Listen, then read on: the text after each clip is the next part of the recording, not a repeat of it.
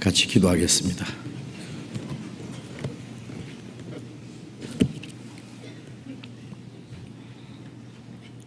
자비로우신 하늘에 계신 우리 아버지 하나님, 하나님을 멀리 떠나 죄 가운데 행하던 저희들을 불쌍히 여기시고 우리가 받아야 될 저주와 심판을 주 예수님께서 대신 담당하시고 우리 대신 죽으시고 흘려주신 그 보배로운 피로 우리의 죄를 영원히 씻어주시고 다시는 심판과 멸망을 받지 않도록 구원해 주신 그 크신 은혜 감사합니다. 우리를 구원해 주신 것은 잠깐 후에 없어질 이 세상 것들을 주시기 위함이 아니요 영원하고 영광스러운 하나님의 나라를 기업으로 주시기 위함인 줄로 믿습니다. 주님의 피로 구원함을 받은 저희들, 이제 하나님이 허락하신 육체의 남은 때 이 세상에 사는 동안에도 항상 주님이 함께 계셔서 죄 가운데 넘어지지 않도록 지켜주시고 하나님의 뜻 가운데 하나님의 영광을 위해서 살도록 도와주시고 인도해 주시는 그 은혜 감사합니다. 이 시간 주님의 피로 구원함을 받은 저희들 주님 앞에 함께 모여서 주님의 은혜와 영광을 노래하며 주님의 말씀을 배우며 주님 몸된 교회 안에서 거룩한 교제를 갖게 해주신 주님, 이 시간에도 주님이 우리와 함께 계심을 믿습니다.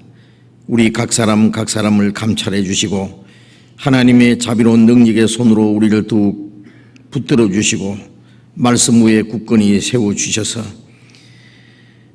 우리의 남은 삶이 하나님의 자녀로 부끄러움 없이 행하며 또 주님이 우리에게 하라고 맡기신 거룩한 역사를 능히 이루게 해 주시옵소서. 우리 중에 아직도 하나님의 사랑을 참으로 깨닫지 못한 사람 있으면은 그 마음을 열어주시고 하나님의 그 크고 놀라운 사랑을 깨달음으로 영원한 생명과 소망을 함께 얻게 해 주옵소서. 그리고 우리의 마음과 우리의 생활 속에 하나님 보시기에 합당치 못한 어두운 일, 숨은 죄, 부끄러운 것들이 있으면은 주님 말씀에 빛 앞에서 나타내 주시고 주님의 보혈의 능력으로 더욱 깨끗하게, 더욱 주님의 진리로 거룩하게 온전하게 세워 주시옵소서. 이 시간 함께 참여하지 못한 우리 형제 자매들 일일이 보살펴 주시고 영육간에 합당한 은혜를 베풀어 주셔서 한 사람도 실족지 않도록 자비를 베풀어 주시옵소서. 멀리 외국 땅에 있는 우리 형제 자매들, 어려운 여건 속에서도 복음을 전하며 신앙생활하는 형제 자매들 주님이 지켜주시고 어느 곳에 있든지 하나님의 자녀로 부끄러움이 없이 행하며 주님을 담대히 증거해서 하나님의 영광이 드러나게 해 주시옵소서.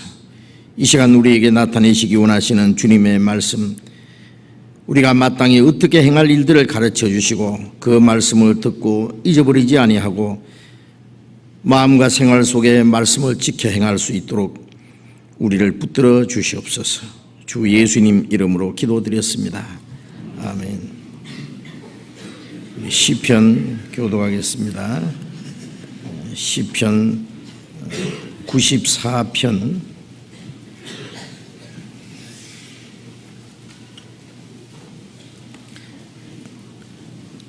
구약성경 871페이지 시편 94편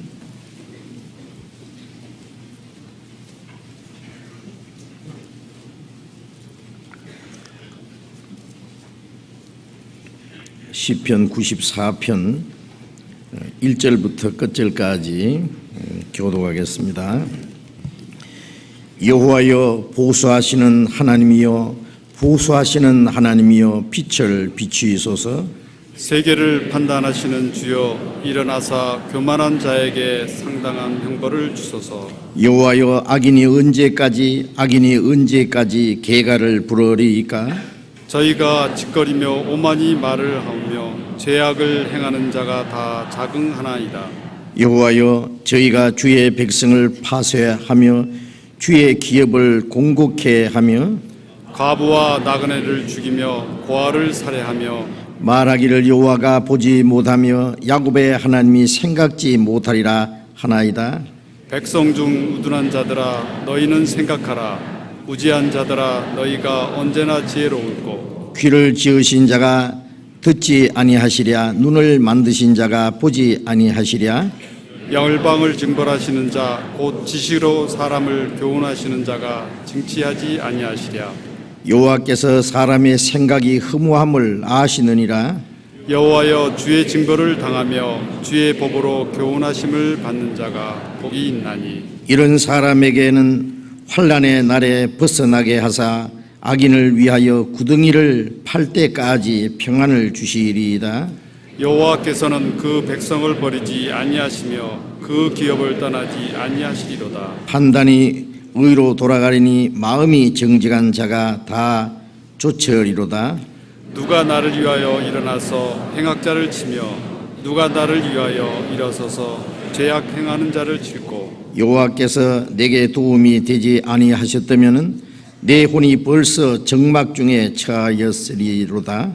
여호와여 나의 발이 미끄러진다 말할 때에 주의 인자하심이 나를 붙드셨사오며 내 속에 생각이 많을 때에 주의 위안이 내 영혼을 즐겁게 하시나이다. 율례를 빙자하고 자네를 도모하는 악한 재판장이 어찌 주와 교제하리이까.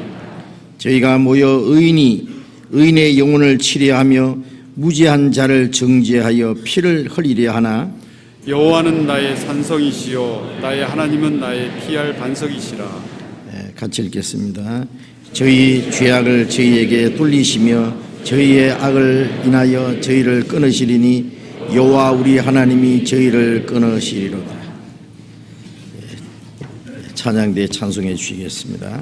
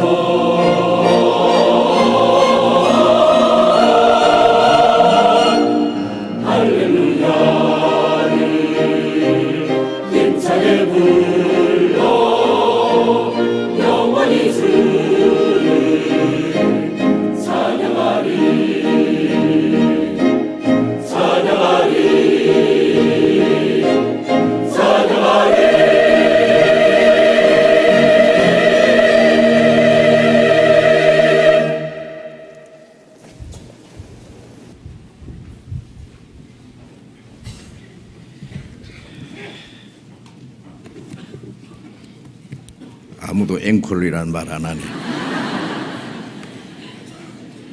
주일날 앵콜 하면 안 되죠. 성경 찾겠습니다. 베드로전서 3장 찾겠습니다.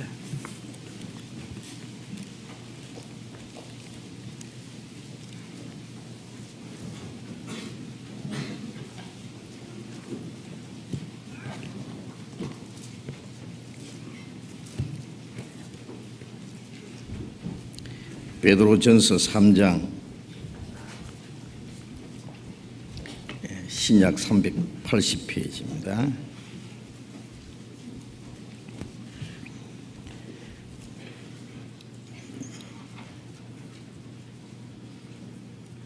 베드로전서 3장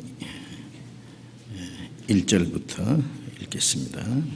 1절부터 7절까지 읽겠습니다. 아내된 자들아, 이와 같이 자기 남편에게 순복하라. 이는 혹 도를 순종치 않는 자라도 말로 말미암지 않고 그 아내의 행위로 말미암아 구원을 얻게 하려 함이니 너희의 두려워하며 정결한 행위를 봄이라. 너희 단장은 머리를 꾸미고 금을 차고 아름다운 옷을 입는 외모로 하지 말고 오직 마음에 숨은 사람을 온유하고 안정한 심령에 썩지 않을 것으로 하라. 이는 하나님 앞에 값진 것이니라. 전에 하나님께 소망을 두었던 거룩한 부녀들도 이와 같이 자기 남편에게 순복함으로 자기를 단장하였나니 사라가 아브라함을 주라 칭하여 복종한 것 같이 너희가 선을 행하고 아무 두려운 일에도 놀라지 아니하므로 그의 딸이 되었느니라. 남편 된 자들아, 이와 같이 지식을 따라 너희 아내와 동거하고 저는 더 연약한 그릇이요 또 생명의 은혜를 유업으로 함께 받을 자로 알아 귀히 여기라. 이는 너희 기도가 막히지 아니하게 하려 함이라. 거기까지.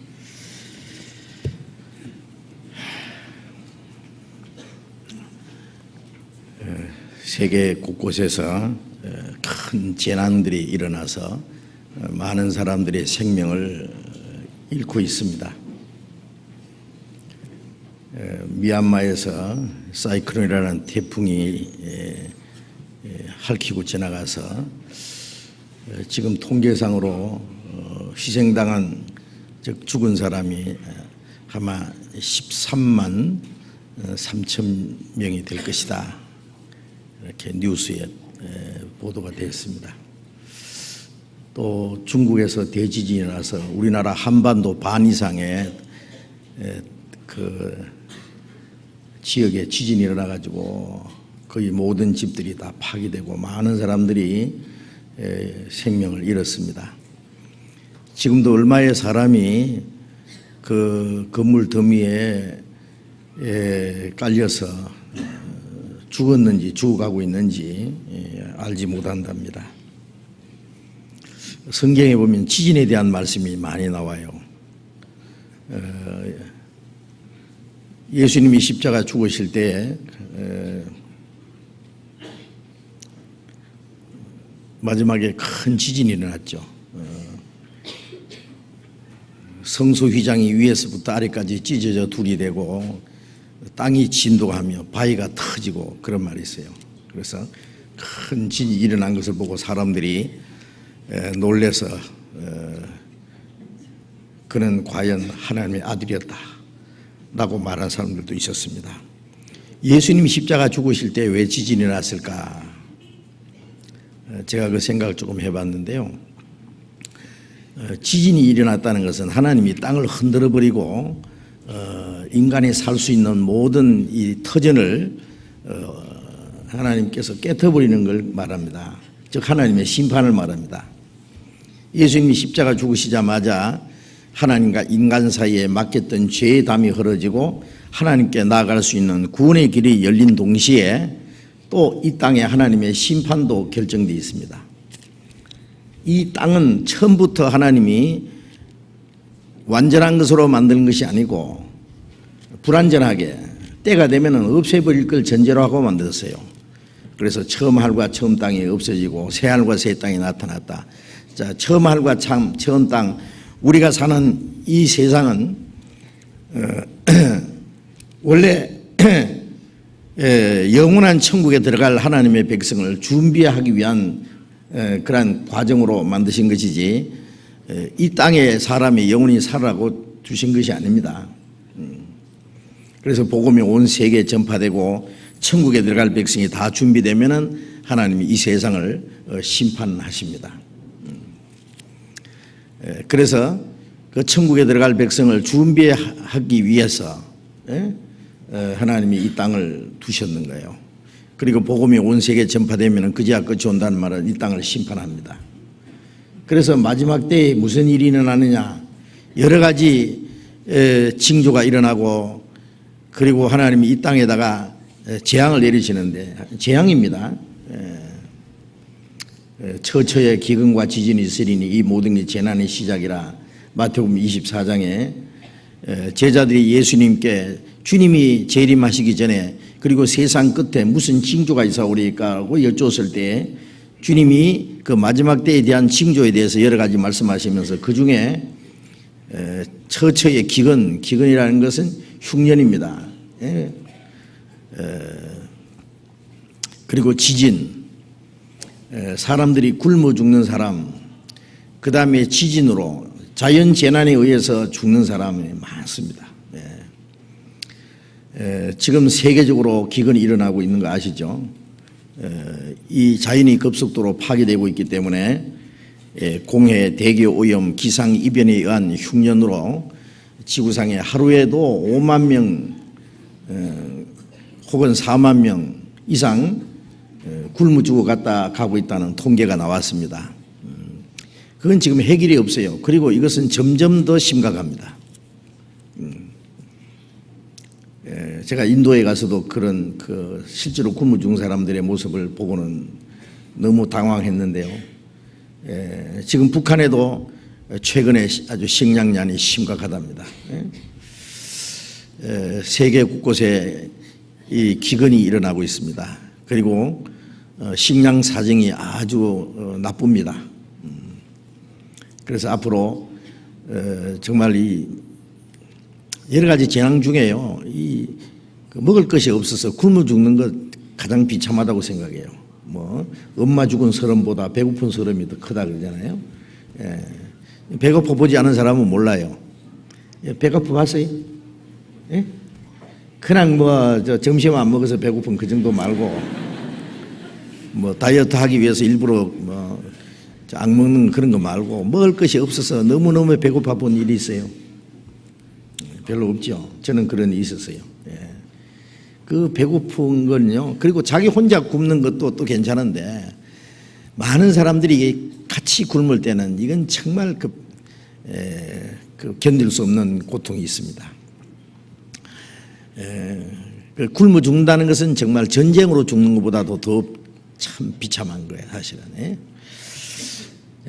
그런데 실제로 많은 사람이 굶주리고 있다는 사실입니다. 그리고 또 지진으로 죽는 사람, 지금 중국에서요, 건국 이래로 최대의 지진, 1967년에 그 중국 당산에서 큰 지진이 있었다 그래요. 그리고 25만 명이 죽었다 그러는데 희생자로는 그때가 제일 큰 것 같은데 아마 그 지진의 그 규모는 이번이 제일 크답니다.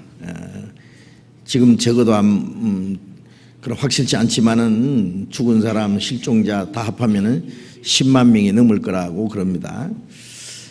우리가 그 뉴스 시간에 봤잖아요. 너무나 비참하잖아요. 이제 이 성경에는 마지막 때에 그 지진이 일어난다 그랬어요. 기근과 지진이 있으니 이 모든 것이 재난의 시작이다. 시작이라는 것은 마지막 하나님이 이 세상을 심판할 재난의 시작입니다. 그리고 히브리서 12장에 보면은 우리는 진동치 못할 나라를 받았다. 영원히 진동하지 않는, 흔들리지 않는, 없어지지 않는 나라를 받았다. 영원한 새하늘과 새 땅입니다. 그런데 그때는 땅을 진동했거니와 이제는 하늘도 진동하리라. 예? 하늘과 땅이 진동하는, 이 전체가 진동한다는 건 좀 얼른 이해가 안 되죠. 예. 하늘의 권령들이 흔들리리라. 누가복음 21장에 보면은 바다와 파도의 우는 소리를 나요 혼란 중에 공고하리라. 이 바다에서 지진이 나면은 해일이 일어납니다. 수십만 명이 죽는, 몇 년 전에도 그 인도네시아 앞바다 스마트라는 섬이 수십 미터 그냥 밀려갔잖아요. 큰 섬이 수십 미터나 밀려갔어요. 예. 그래서 해일이 나가지고 수십만 명이 죽었습니다. 엄청 죽었어요. 예. 바다와 파도의 우는 소리 나여 혼란한 중에 공고하리라. 제가 그 얘기 들었어요. 그 파도 우는 소리가요, 사자의 울부짖는 소리처럼, 물론 뭐 엄청나게 큰, 아주 소름 끼친답니다. 그 파도의 우는 소리가요. 예.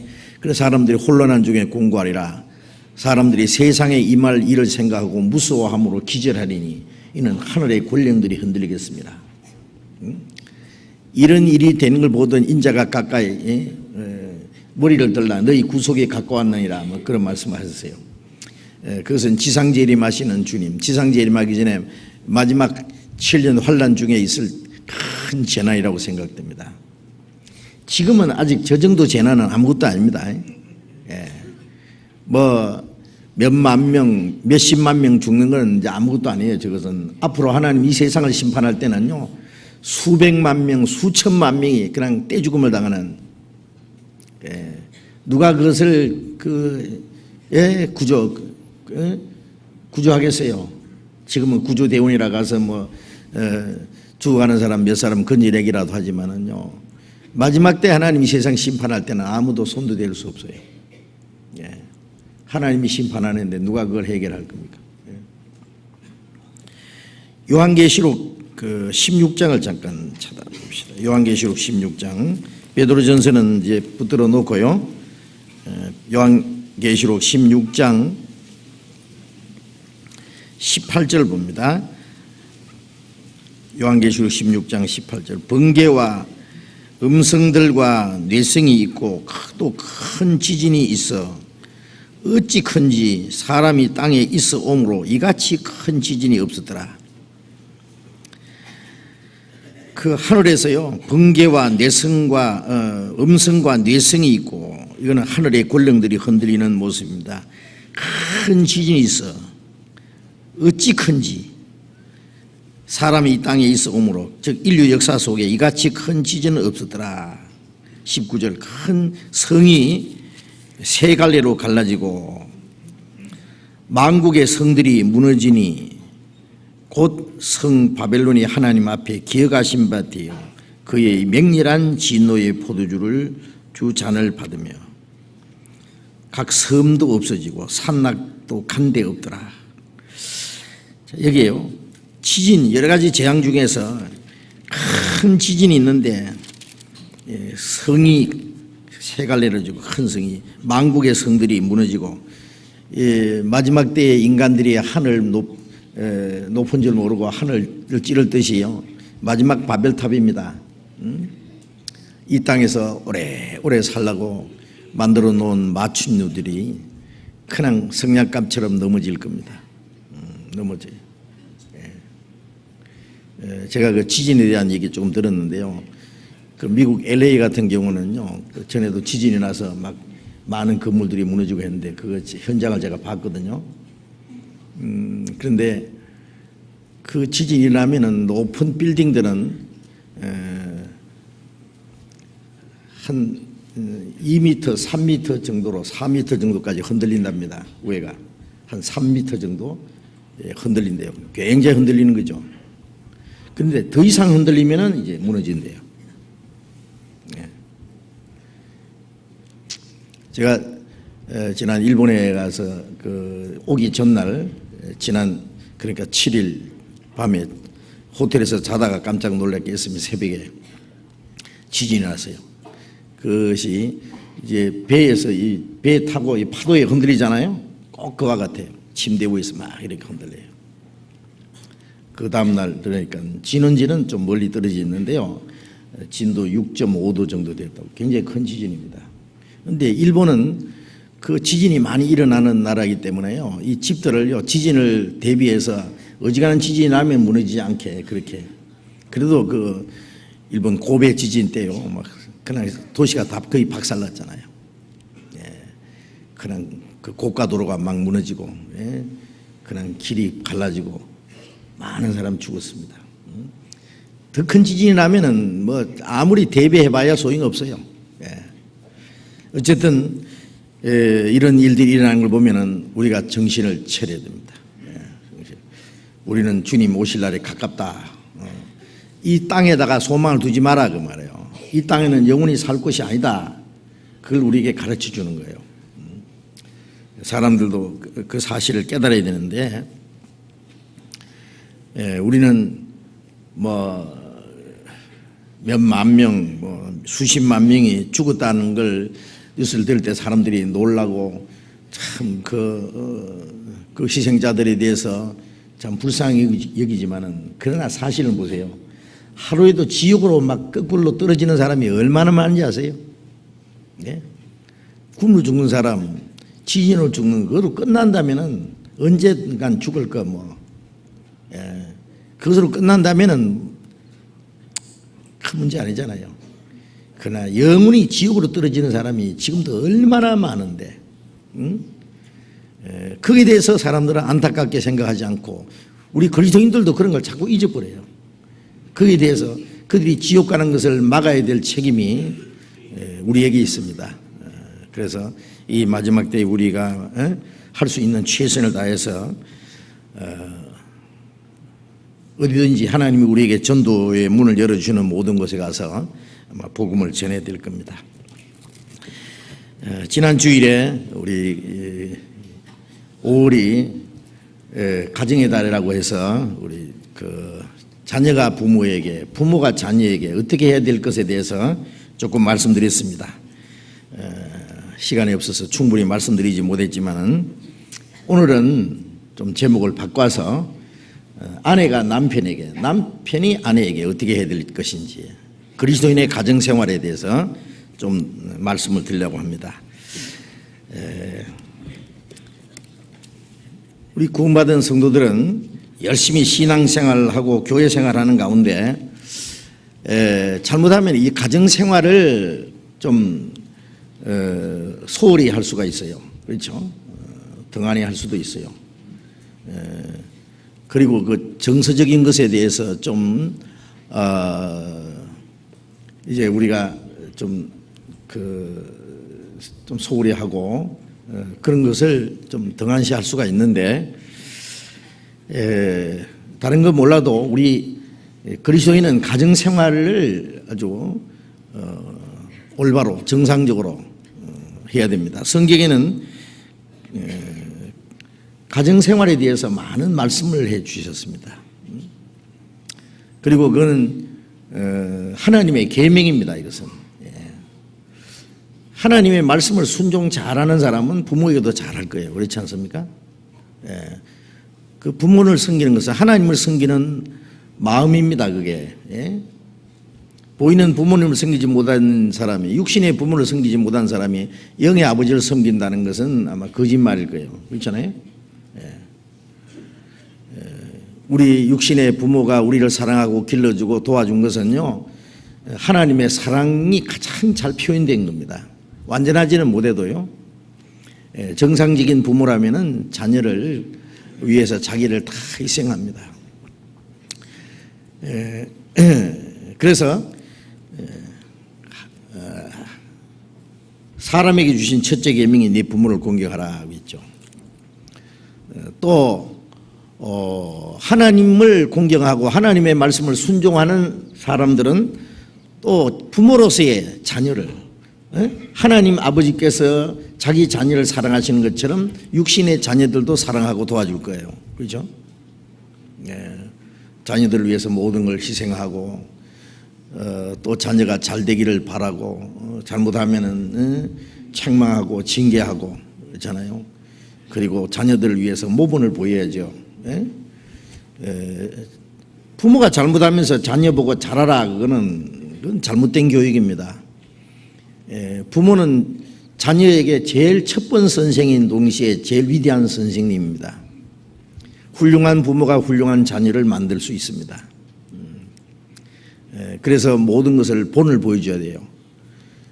그리고 특별히 신앙생활에 본을 보여야 됩니다. 우리가 말씀 배우는 거, 성경을 읽고 성경을 말씀을 사모하는 거, 기도하는 생활, 순종하는 생활, 봉사하는 생활, 헌신하는 생활, 이 모든 걸 자녀들에게 보여주어서 그 부모가 가진 믿음이 얼마나 참되고 진실하다는 것을 생활로 그들에게 보여줘야 됩니다.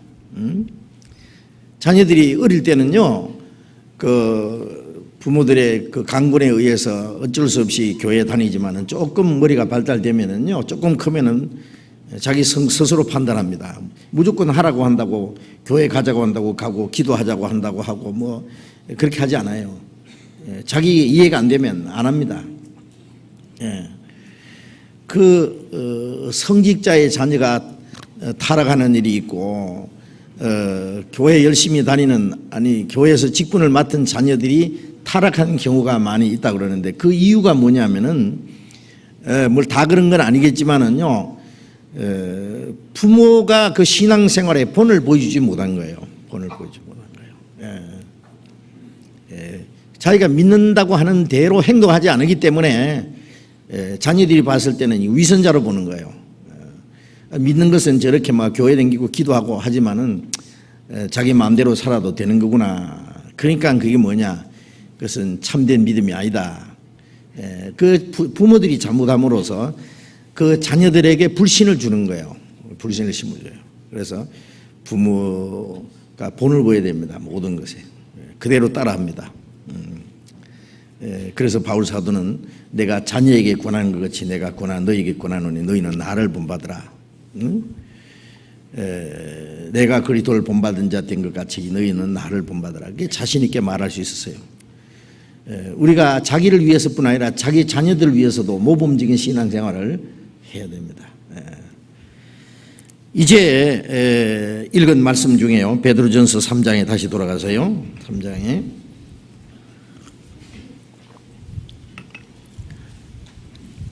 아내 된 자들아 이와 같이 자기 남편에게 순복하라. 이는 혹 도를 순종치 않는 자라도 말로 말미암지 않고 그 아내의 행위로 말미암아 구원을 얻게 하려 함이니. 여기 먼저 아내에게. 그런데 이 남편과 아내에 대한 말씀을 보면은 먼저 남편들아 그러는 것이 순서적으로 맞을 것 같은데 아내들아 이렇게 표현했습니다. 다른 곳에도 에베소 5장에도 이제 그런 표현으로 나와 있는데, 아내 된 자들아 이와 같이 남편에게 순종하고, 그 앞에 이 신앙생활을 올바로 해야 될 것을 말하면서 그리스도인이 신앙생활하는 중에 중요한 내용이 이 가정에서 이루어져야 된다는 얘기입니다. 자기 남편에게 순복이라는 것은 순종하고 복종하고, 순종은 하고 싶어서 하는 것이 순종이고 하기 싫어도 하는 것은 복종입니다. 어떨 때는 하고 싶어서 해야 될 때도 있고 하기 싫어도 해야 될 때가 있어요. 혹 도를 순종치 않는 자라도, 이 말씀은 도를 순종치 않는 자는 믿지 않는 사람 말합니다. 아직 구원받지 않는 사람, 믿지 않는 사람, 하나님께 순종하지 않는 사람. 그러니까 믿지 않는 남편이 있는 그 아내들에게 여기에 첫 번 말씀하시는 겁니다. 말로 말미암지 않고 그 아내의 행위로 말미암아 구원을 얻게 하려 함이라. 자, 구원받지 못한 남편이 계신 분은 아내가 해야 될 제일 중요한 것이 뭐예요? 남편이 구원받게 도와주는 거예요. 그렇잖아요? 남편이 구원받도록 하는 것이 가장 중요한 일인데, 그래서 남편의 구원을 위해서 자기 최선의 노력을 해야 됩니다. 아내는. 그렇잖아요? 무조건 뭐 못 살겠다 갈아보자 그럴 것이 아니라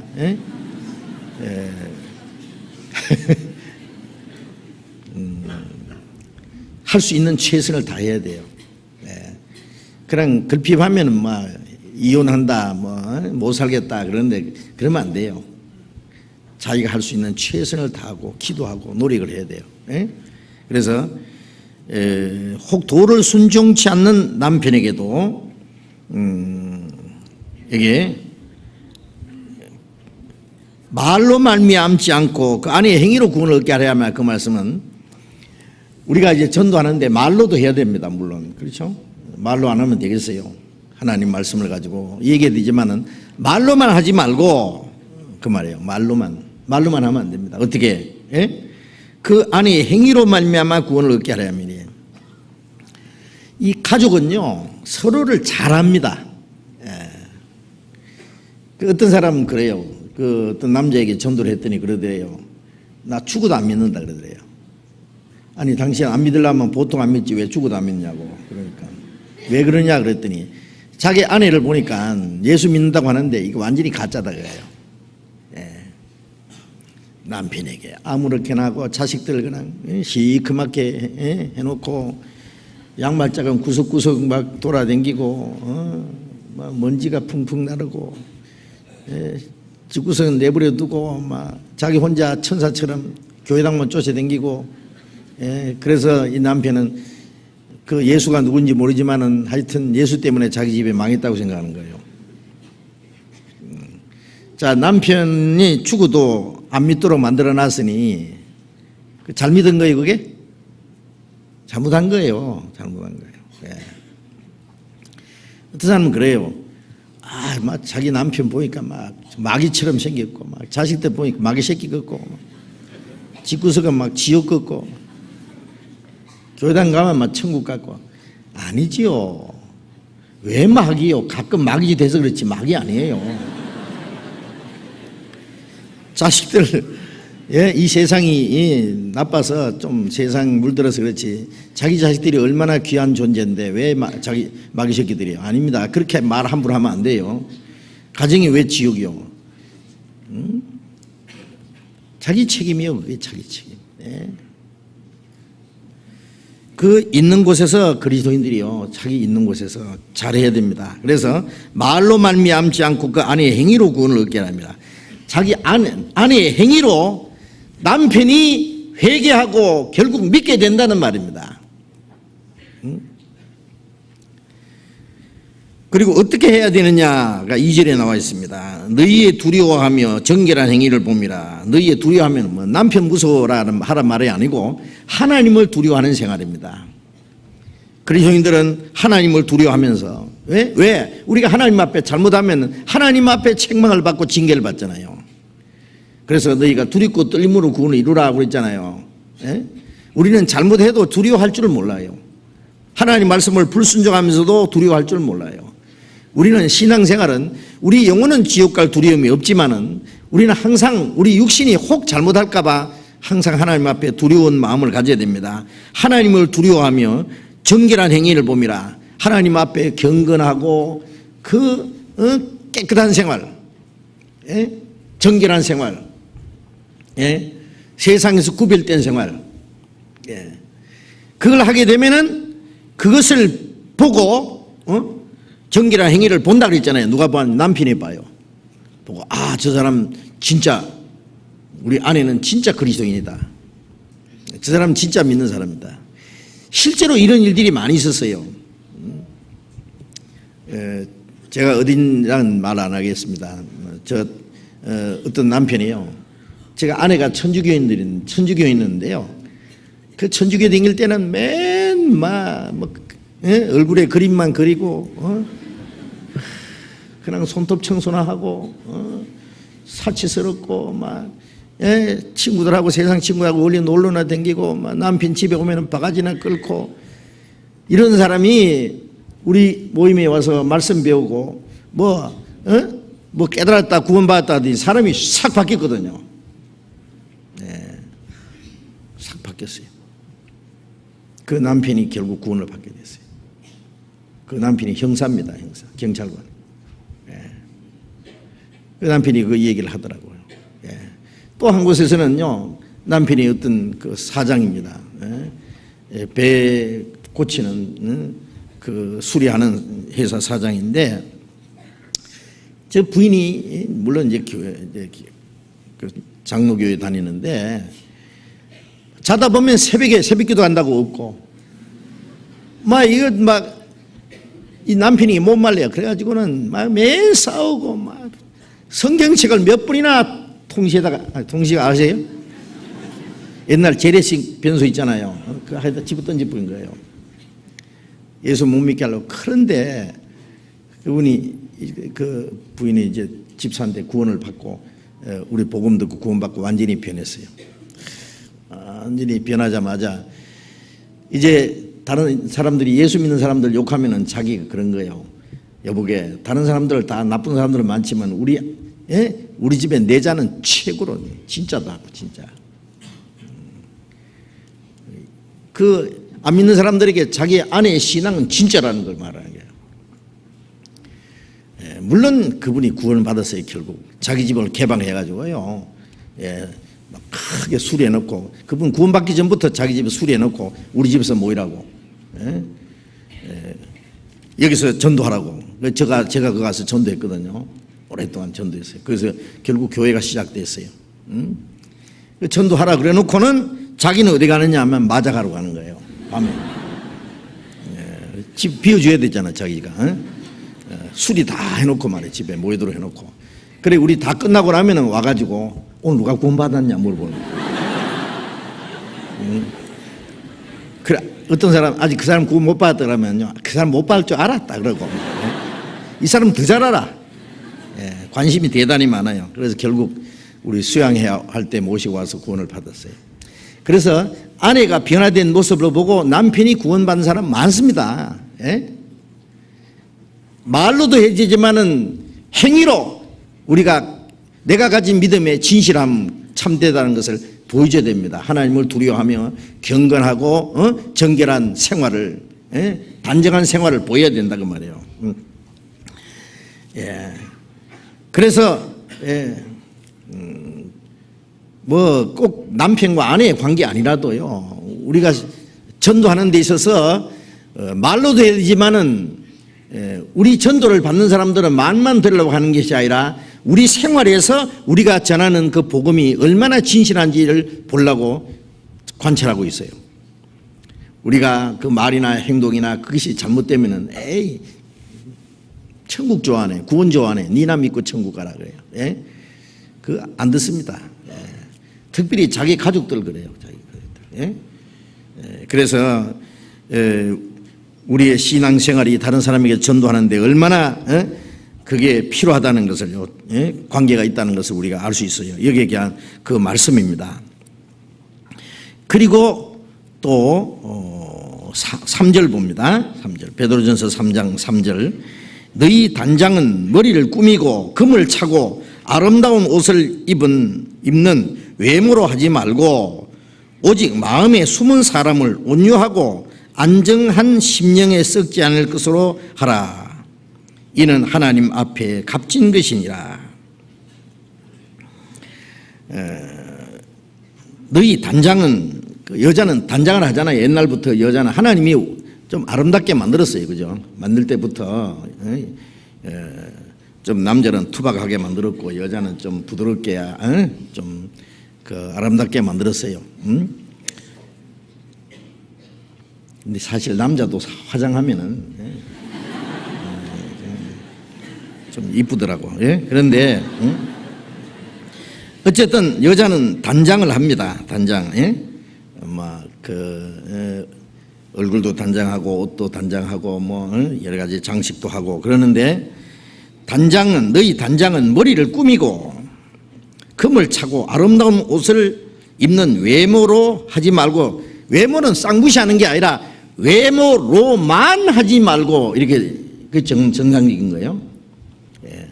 앞에 말로도 해야 되지만 말로만 하지 말고 행위로 전도하라는 말씀처럼 이게 외모로만 하지 말고 여자는 단정하게 그 단장하는 것은 그건 당연한 겁니다. 이제 아담한 옷을 입고 뭐 너무 화려한 옷 말고 아담한 옷 입고 그다음 적당하게 화장을 한다든지 어떤 장식을로 이렇게 치장을 한다든지 그것까지 하지 말라는 말 아닙니다. 이 신약 시대 당시에요, 로마의 그 부유한 여자들은요 아주 화려한 옷을 입고 또 막 각종 보석으로 막 그 요란스럽게 아주 치장을 하고 다니는 사람들이 많이 있었대요.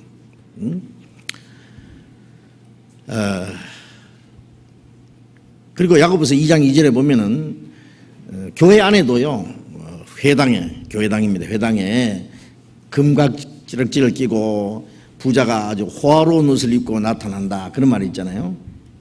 그러면 여기 좋은 자리에 앉아서서 한다고. 교회도 이 호화로운 옷을 입고 막 그 값진 보석으로 단장하고 나오는 사람들이 있었는 것 같습니다. 그래서 바울 사도는 그것보다 더 중요한 것은 그 말이에요, 외모로 단장하는 것 좋지만은 그건 너무 야단스럽게 꾸미지 말고, 그리스도인들도요 좀 너무 주리하게 입는 것도 안 좋아요, 그죠? 너무 주리하면은요, 아이고 나라 저렇게 될까봐 나 예수 안 믿는다 그러면 안 되잖아요. 좀 단정하게. 그러나 너무 좀 사치스럽고 좀 지나치면 안 돼요, 그죠? 옷도 너무 그냥 여자들 조금 뭐 간단하게 입는 건 좋지만은 막 너무 또 짧게 입고 말이에요. 너무 막 여름이라고 해서 다 드러내고 막 이런 또 안 돼요. 그거는 그리스도인들은요, 날 잡아가라 하는 식으로 이렇게 하면 안 됩니다. 그리고 뭐 약간 그 어떤 윤곽을 이렇게 드러내는 거 좋지만은 막 도대체 저게 눈썹인지 뭐 눈사람 눈썹인지 모르게 막 엉뚱하게 그려놓고, 그 다음에 뭐 입술에는 막 숟가락을 긁으면 한 숟가락씩 나올 정도로 그렇게 야단스럽게 하는 거 안 좋습니다. 약간 하세요, 약간. 그래도 이 그리스도인들은 속이 아름답기 때문에 밖으로 나타나게 돼 있어요. 어떤 사람은 얼굴이 이쁜데 너무 꾸미니까 이상하더라고, 차라리. 이상해요. 그러면 안 돼요. 우리 배려그래요. 아주 남이 막 알듯 모를 듯 이렇게 약간 제가 화장하는 방법도 가르쳐 드립니다. 그리고 이제 목걸이는 귀걸이 이런 것도 약간 그쵸? 예쁘게. 그거 참 좋아요. 근데 뭐 너무 야단스럽게 하면요, 막 림을 이만한 거 달면 불안하더라고, 귀 떨어질까봐. 그 전부 좀 적당하게 하는 게 좋습니다. 그런데 그것보다 더 중요한 것은 그랬죠, 4절에 오직 마음에 숨은 사람을, 숨은 사람이 뭐예요? 보이지 않는 속사람, 속사람을 온유하고 안정한 심령에 썩지 않을 것으로 하라. 이는 하나님 앞에 값진 것이니라. 속사람을 단장하라 그 말이죠. 하나님 보시기에 값진 것이고, 값진 것. 숨은 사람을 온유하고 안정된 심령에 썩지 않을 것으로 하라. 이 온유하고 안정된 마음이 뭐겠어요? 여기 이제 특별히 남편과의 관계를 얘기합니다. 그 뭐 믿지 않는 남편도 그렇고 믿는 남편도 마찬가지예요. 그 남편이 이 남자라는 군인을 가지고 그 아내를 좀 구박하는 때가 있잖아요. 말도 막 함부로 하고 말이죠. 막 화를 내고 막 이제 그리고 그 마땅치 않은 말을 하고 그러면은 거기에 대해서 온유하게 대하라 그래요. 온유하게. 같이 화를 내고 같이 막 다투고 그렇게 하지 말고 토스굿하니 좀 참고, 사랑은 오래 참고 사랑은 온유하며, 오래 참는 거하고 온유하는 게 사랑입니다. 온유한 거는 참는 거예요. 예수님이 도장으로 끌려가는 양처럼, 털 깎는 자 앞에 있는 양처럼 잠잠하여 입을 열지 않았다. 도장으로 끌고 가도 그냥 따라가요. 틀을 깎다가 살이 비어져서 피가 줄줄 흘러도 가만히 있더라고. 소리도 안 지르고. 그게 사실 온유입니다. 아내로서의 하나님 앞에, 항상 하나님 앞에 아내로서의 그 위치를 지키고, 친절하게 대하고, 그리고 그 어떤 고난과 어려움에도요, 당황하지 않고 흔들리지 말고, 불안 중에 흔들리지 말고, 여기에 안정된 심령이라 했잖아요. 마음이 혼란을 일으키면 안 됩니다. 불안하면 안 됩니다. 갈등을 일으키면 안 됩니다. 항상 하나님 앞에 자기 마음을 안정시키고 자기의 위치를 지키는 그 안정된 마음, 그 속 사람을 인격적으로, 속 사람의 인격을, 영적 인격으로 단장하라 그 말이에요. 단장하라. 그것이 하나님 앞에 값진 것이다. 이 값진 것이라고 표현했습니다. 이것은 어떤 금은 보석으로, 아름다운 옷으로 단장하는 것보다 더 아름다운, 하나님 보실 때 아름다운 단장이 된다 그거예요. 그래서 좀 못마땅한 얘기 들어도 그걸 참고 부드럽게 대하고, 또 어떤 고난과 어려움 닥쳐도, 어려울 때도 불안해하지 말고 그 안정된 가운데서 하나님 앞에 자기 신앙을 지키고 그 속 사람의 인격을 우로 단장하는 거예요. 신앙적으로. 그것이 하나님 앞에 아주 아름답고 값진 것이다. 그렇게 말씀했습니다. 그 다음에 5절에 봅니다. 전에 하나님께 소망을 두었던 거룩한 부녀들도 이와 같이 자기 남편에게 순복함으로 자기를 단장하였나니. 전에는 구약시대, 특별히 구약시대 성경에 나타난 하나님께 소망을 두었던 거룩한 부녀들이라고 이렇게 표현했습니다. 이 표현이요, 하나님께 소망을 두었던 거룩한 부녀들, 아내들입니다. 이와 같이 자기 남편에게 순복함으로 참으로 자기를 단장하였다. 남편에게 순종하고 복종하는 것이 또 아내의 아름다운 단장이라고 그렇게 표현했어요. 그리고 하나님께 소망을 두었던 거룩한 부녀들은 그렇게 했다. 남편에게 순복했다. 남편에게 순종하고 복종했다 그 말입니다. 그리고 6절에 봅니다. 사라가 아브라함을 주라 칭하여 복종한 것 같이 너희가 선을 행하고 아무 두려운 일에도 놀라지 아니하므로 그의 딸이 되었느니라. 아브라함의 아내 사라가 자기 남편 아브라함을 주라고 그랬어요. 주. 우리가 예수님을 주라고 하잖아요. 이 주라는 말은 우리가 하나님을 주라고 부르고 우리를 구원하신 예수님을 주라고 부르는 그것과 사람에게 주라는 것은 물론 그 내용이 다릅니다. 그 영어로는요, 대문자 LORD 있으면은 로드 그러면요, 그건 하나님이고, 소문자 쓰면은 그냥 사람 중에 높이는 말입니다. 그렇게 이제 구별합니다. 그런데 그냥 그 자기가 존경하는 분을 보고 주여 하는 그런 게 있어요. 그게 이제 그 우리 말로는 좀 이해가 안 되는데, 그런데 사라가 아브라함을 자기 남편을 주라고 했다 그래요. 주인 주자 씁니다. 주라는 말은 신하가 임금에게 하는 호칭입니다. 주라는 말은 절대로 복종하겠습니다 그 뜻이에요. 왜? 종과 주인 관계잖아요. 그리고 이 주라는 표현은 그 원래 뜻이 머리에 이고 댕긴다 그런 의미가 있답니다. 받든다는 뜻이 있어요. 남편을 존경하고 받드는 그 모습을 그렇게 표현한 겁니다. 아브라함을 주라 칭하여 복종함으로 한 것 같이 사라는 아브라함에게 절대로 복종하고 정말 그 하나님을 섬기듯이 남편을 섬겼다.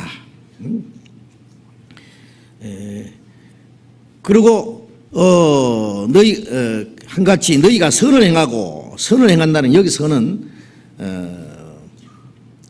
선을 행하는 건 당연하지만은 아내가 남편에게 하는 선을 말합니다. 네. 남편을 악하게 대하지 않고 선하게 대하는 거예요. 사랑을 대하는 거예요. 예? 남편에게 온갖 선을 베푸는 겁니다.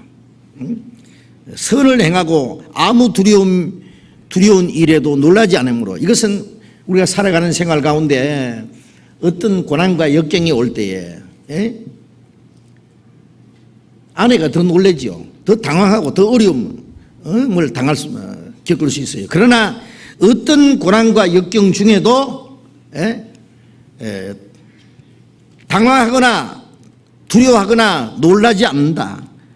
어떤 두려운 일에도 놀라지 아니하므로 그의 딸이 되었느니라. 그의 딸이 되었다는 것은 딸이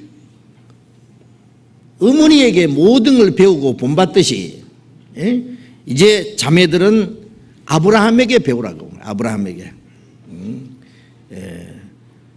아브라함의 아내 사라에게 배우라고 말해요. 아브라함의 아내 사라에게 배워서 그 딸이 어머니한테 배우듯이, 그래서 그걸 본받는 자가 되라는 뜻으로 그의 딸이 되었다. 저 어머니를 보면은 딸의 모습을 좀 볼 수 있어요. 그렇잖아요. 왜 어머니가 참 그 착하고 훌륭하면은요 딸도 그렇게 되는 경우가 거의 많습니다. 그래서 우리는 자매들은 하나님께 소망을 두고 거룩한 부녀들, 성경에 있는 그 부녀들처럼 남편에게 복종하는 것을 배우고, 또 어떤 어려움 중에도 두려워하지 않음으로써 놀라지 않으므로 어떤 어려움과 고난이 있을 때요 아내가 그 중심을 지켜야 됩니다. 사실은 아내가 약한 것 같아도요, 여자가 약한 것 같아도 어려움이 당할 때는 굉장히 강합니다. 그런 걸 느껴요. 그래서 성경에도 보면은 예수님 시대에 예수님과 제자들을 따라다니면서 돕는 사람들이 남자가 아니고 자매들이었어요. 여자들이었어요. 그렇죠. 그리고 그 예수님 무덤을 찾아갔던 것도 여인들이었어요. 남자들은 아무도 안 갔어요. 십자가 밑에까지 따라간 것도. 그리고 예수님이 십자가를 지고 가실 때 그 따라가면서 우는 사람들도 여인들이었어요. 누가 그러더라고요. 왜 그렇게 여자가 강하냐 하면은 남자는 흙으로 만들었지만 여자는 갈비뼈로 만들었기 때문에. 그리고 또 더 오래 살아요. 그렇죠. 강하고. 그래서 어떤 어려운 일을 당할 때에 약한 것 같아도 더 강합니다. 딱 중심을 잡고 그래, 흔들리지 않고. 그래서 남편에게 순종하라고 이렇게 명령한 겁니다. 에베소서 5장을 잠깐 봅시다. 에베소서 5장 22절 봅니다. 에베소서 5장 22절 제가 읽겠습니다. 아내들이여 자기 남편에게 복종하기를 주께 하더라.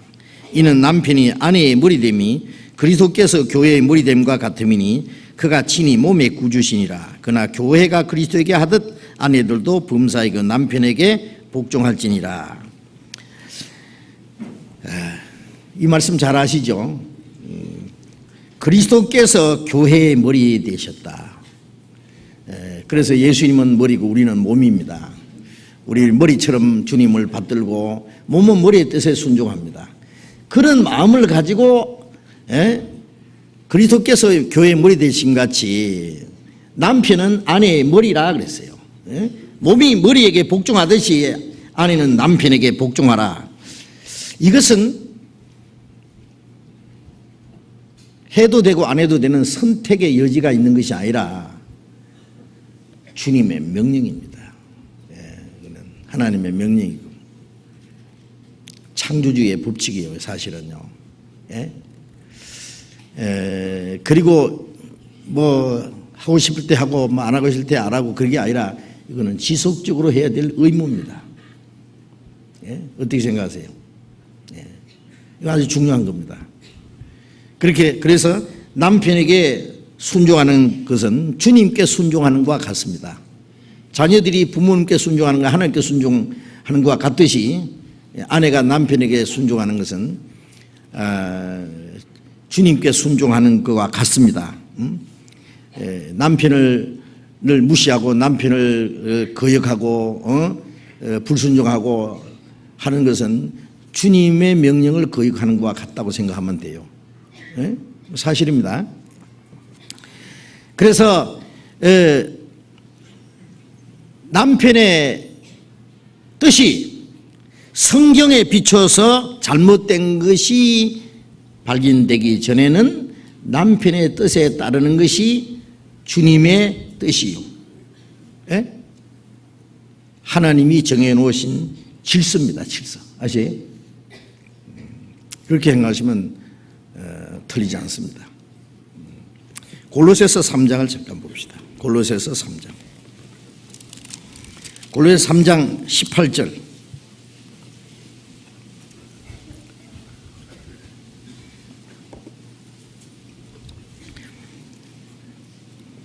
골로새서 3장 18절 같이 읽겠습니다.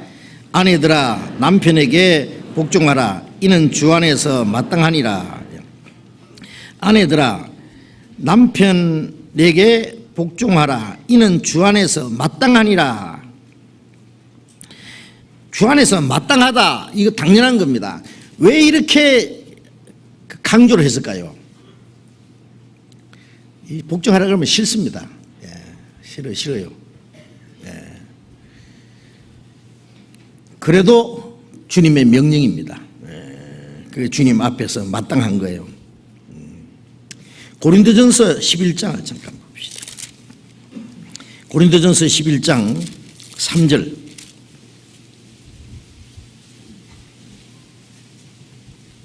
(11장 3절) 같이 읽어봅시다. 그러나 나는 너희가 알기를 원하노니 각 남자의 머리는 그리스도요 여자의 머리는 남자요 그리스도의 머리는 하나님이시니라. 이제 정리하면은 여자의 머리는 남자요 남자의 머리는 그리스도요 그리스도의 머리는 하나님이시라. 이 머리라는 말은 뭐예요? 이게 순종하는 질서입니다. 질서. 여자는 남자에게 복종해야 되고 남자는 그리스도에게 복종해야 되고 그리스도는 하나님께 복종하죠. 그렇죠? 이거는 질서입니다. 질서. 국가에도 질서가 있어요. 국가의 질서가 무너지면은요 혼란이 일어납니다. 요즘에 보세요. 일단 대통령을 세워놨으면 대통령이 좀 소신껏 하도록 밀어주면 좋은데 발목을 잡고 막 너무해요. 너무해. 그러면 혼란이 일어나요. 특별히 그 잘못하는 것은 물론 뭐 그게 정치가들이 그 밑에 다 있죠. 다 의논하고 해야 되지만은 그렇지 않으면 소신껏 하도록 좀 밀어줘야 됩니다. 질서가 있습니다. 혼란이 일어나면은요 아무것도 되는 게 없어요. 교회도 질서가 있습니다. 교회도 성경에 질서를 세워놨어요. 교회 쭉 보면은요 가정에도 질서가 있습니다. 이 질서를 깨트리면은요 대혼란이 일어나요. 질서가 무너지면은. 그렇죠? 그래서 여자의 머리는 남자요. 교회의 머리는 그리스도잖아요. 그리스도에게 복종하듯 그런 마음을 가지고 남편에게 복종하라고 이렇게 명하고 있습니다. 창세기 3장을 잠깐 봅시다.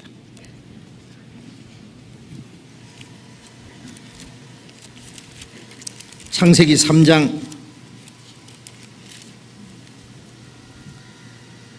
창세기 3장 16절 창세기 3장 16절 같이 읽어봅시다. 또 여자에게 이르시되 내가 네게 잉태하는 고통을 크게 더하리니 네가 수고하고 자식을 낳을 것이며 너는 남편을 사모하고 남편은 너를 다스릴 것이니라. 자, 이제 에덴 동산에서 하와가 먼저 하나님 말씀을 거역하고 이제 남편을 내게도 그 선악과를 주어서 하나님께 불순종하는데 공을 세웠잖아요. 여기에 대한 책망입니다. 그리고 징계입니다. 잉태하는 고통을 주고 수고하고 자식을 낳고 너는 남편을 사모하고 남편은 너를 다스릴 것이니라. 남편은 아내를 다스리게 돼 있어요. 아내는 남편을 사모하고 그 다스림을 받을 수밖에 없습니다. 자, 이것을 싫어하면 안 됩니다. 이거는 질서입니다. 그 질서를 지키는 것이 자기에게 축복이에요. 아세요?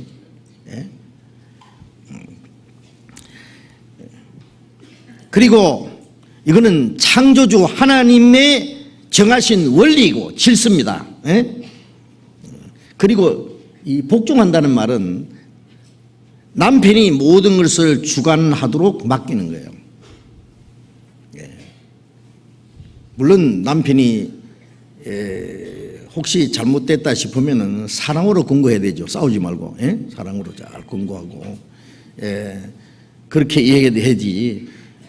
막 남편의 주장을 막 꺾어버리고 아내가 자기 주관대로 하려고 밀고 나가면 안 됩니다. 그래서 그 남편이 모든 것을 주관하고 하도록 맡기고 그리고 어떤 집에는요 아버지는 여당이고 어머니는 야당이고 그리고 이제 자녀들은 어떻게든지 자기에게 땡기려고 자기 당원을 만들려고 그 어머니가 자기 자녀들을요 자기 편을 만들려고 하면 안 됩니다. 자기 편 만들어서 뭐 하게요? 아버지 쫓아내려고 그래요? 그 아버지를 존경하고 공경하도록 가르쳐야 됩니다. 아버지 불신하도록 하면 안 됩니다. 그래서 그 자녀들 든데는 아버지가 혹 잘못한 게 있더라도 아버지의 잘못을 얘기해서 아버지를 존경하는 마음을 없이 하면 안 된다고 말해요. 그것이 전부 자녀들에게 불행으로 돌아옵니다. 나중에 잘못하면. 디모데전서 2장을 잠깐 봅시다. 디모데전서 2장 11절 12절 봅니다. 디모데전서 2장 11절 12절 같이 읽어봅시다. 여자는 1절 순종함으로 종용히 배우라. 여자의 가르치는 것과 남자를 주관하는 것을 허락지 아니하노니 오직 종용할지니라. 여자는 1절 순종함으로 종용히 배우라 그랬죠. 배우고 순종하고 종용하고 여자의 가르치는 것과 남자를 주관하는 것을 허락함이지 않으노니 오직 종용할지니라. 남편을 주관하는 것은 허락하지 않는다. 여자가 남편을 주관하는 것을 허락하지 않는다고 말씀했습니다. 어떤 집에는요 남편이 너무 내성적이고 너무 얌전해, 너무 순해요. 반대로 아내는 막 활달하고 막 성격이 막 활달해. 그러니 이제 아내는 남편이 너무 내성적이고 좀 소극적이고 그러니까 그 남편을 제껴놓고 자기가 앞장서려고 그래요. 자기가 머리 흔들고 막 하려고 그래요.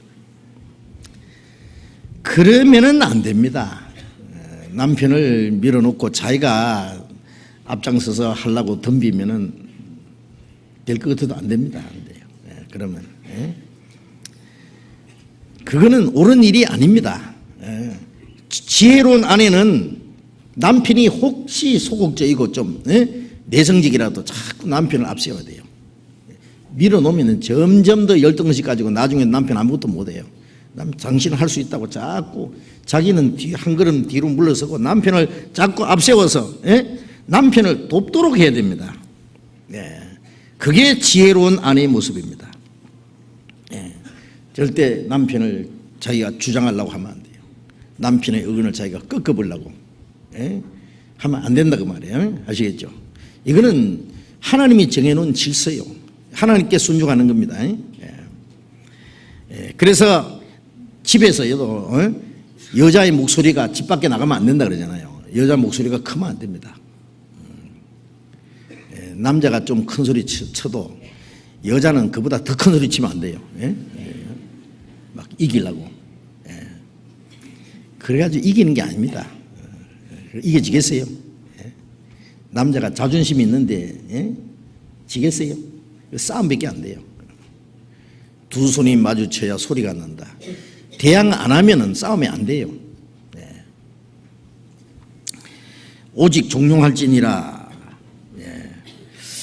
참 어떤 사람 어떤 자매는 그래. 이 성경 좀 없으면 좋겠다고. 이 성경. 근데 이 질서가 이루어져야만 원만한 가정이 이루어집니다. 그리고 어떤 경우에도 남편과 싸우거나 다투면 안 된다 그 말이에요. 성경 묶어서 찾아봅시다. 잠언 12장. 잠언 12장 4절.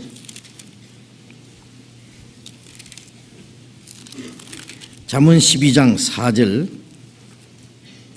같이 읽어봅시다. 의진 여인은 그 지아비의 멸류관이나 욕을 끼치는 여인은 그 지아비로 뼈가 썩음 같게 하느니라. 의진 여인 지혜로운 부드러운 여자, 지혜로운 여자, 온유한 여자, 친절한 여자. 그 의진 여인은 참 마음이 넓은 사람이다. 의지다는 것은 그 지아비의 멸류관이라는 건 영광입니다. 욕을 끼치는 여인은 그 지아비로 뼈가 썩음 같게 하느니라. 뼈가 썩으면 어떻게 돼요? 마음의 근심은 뼈로 마르게 한다 그런 말도 있는데요. 지레 죽어요. 그 남편요 빨리 죽게 하려면은 문제도 없어요. 매일 바가지 끌고 스트레스 쓰면 돼. 그 전에 실험을 해봤는데요. 그 텔레비전에 보여주더라고. 쥐 두 마리 똑같이 밥을 주고 먹을 걸 주고 하는데 한 마리는 자꾸 사랑을 베풀어주고 한 마리는 막 꼬쟁이로 막 찌르고 막 스트레스 주고 빨리 죽어버려요. 스트레스 주면 그러면 안 됩니다.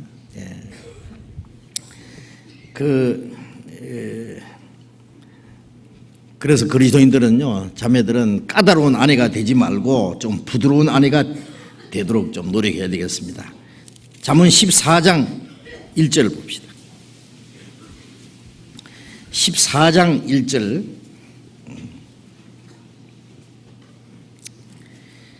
같이 읽읍시다. 무릇 지혜로운 여인은 그 집을 세우되 미련한 여인은 자기 손으로 그것을 허느니라.